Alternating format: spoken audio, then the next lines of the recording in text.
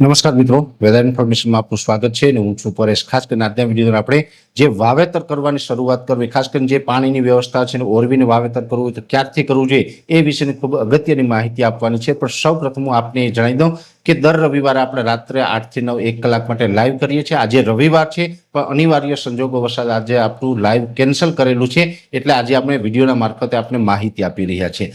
પહેલા તો આપણે એ જાણવાનું છે કે ચોમાસું પાકનું વાવેતર મોટા ભાગના વિસ્તારો તો એવા છે ગુજરાતની અંદર કે જેને વાવણીનો વરસાદ પડશે ત્યારે જ એ વાવણી કરશે અને સ્વાભાવિક રીતે વાવણીના વરસાદ છે 15 જૂન આસપાસથી એ વાવેતરોની શરૂઆત થતી હોય છે।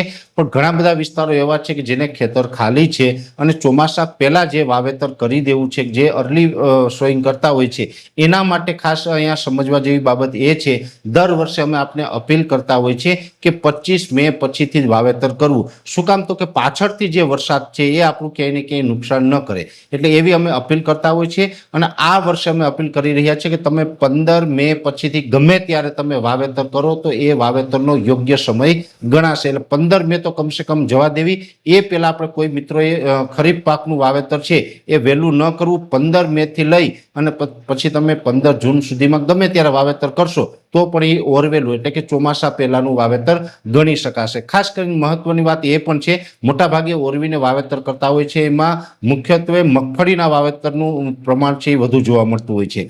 કપાસ તો ખૂબ ઓછા ખેડૂત ભાઈઓ છે ઓરવીને વાવતા હશે, છતાં પણ જો તમે કપાસ ઓરવીને વાવતા હોય તો પણ તમારે લાંબા ગાળાની વેરાયટી છે એ તમારા માટે ઉત્તમ રહેશે। જો મગફળીનું વાવેતર કરવાનું હોય અને મગફળીનું વાવેતર છે એ 15 મે થી લઈને 30 મે સુધીમાં જો તમે વાવેતર કરતા હોય તો તમારે લાંબા ગાળાની મગફળીનું વાવેતર કરવું જોઈએ અને 1 જૂનથી લઈને 15 જૂન વચ્ચે જો વાવેતર કરવાનું થાય તો તમે લાંબા ગાળાની મગફળીનું વાવેતર પણ કરી શકો અને ટૂંકા ગાળાની મગફળીનું પણ વાવેતર કરી શકો। એક વેરાયટી આપણે થોડા વર્ષથી બહુ વાવેતર વધ્યું છે, જે છે 39 નંબર। સ્વાભાવિક રીતે 39 નંબર છે એ આપણે ઓરા માટે ખૂબ અનુકૂળ છે। જો ઓરા માટેની મગફળીનું વાવેતર કરવાનું હોય તો પછી તમે 39 છે અત્યારે મે મહિનાની અંદર વહેલું વાવેતર કરવું હોય તો પણ કરી શકાય છે, એમાં કોઈ ચિંતાનું કારણ નથી। એટલે ઓરા માટેની મગફળીનું વાવેતર કરવું હોય તો જ વહેલું કરવું। જો આપણે મગફળીનો પકાવવાની છે અને જે રેગ્યુલર જે આપણે ઉત્પાદન લેવા માટે મગફળીનું વાવેતર કરતા હોય તો મેં આપને જણાવ્યું એમ 15 મે થી લઈને 30 મે વચ્ચે વાવેતર થાય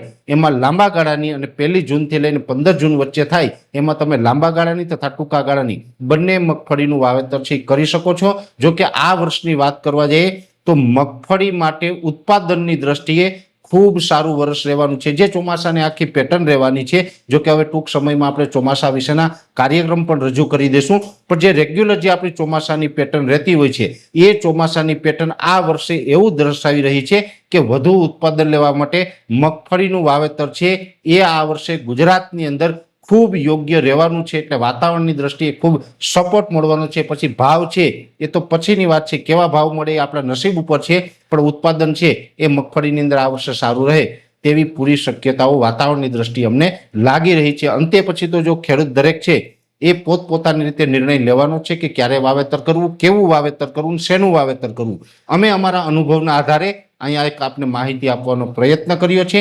વિશેષ માહિતી છે નેક્સ્ટ વિડીયોમાં આપવામાં આવશે। અત્યારે આ વિડીયોની અંદર એટલું જ। અંતમાં દરેક મિત્રોને વિનંતી રહેશે વિડીયોને લાઈક આપીને દરેક ગ્રુપમાં શેર કરી દેવો।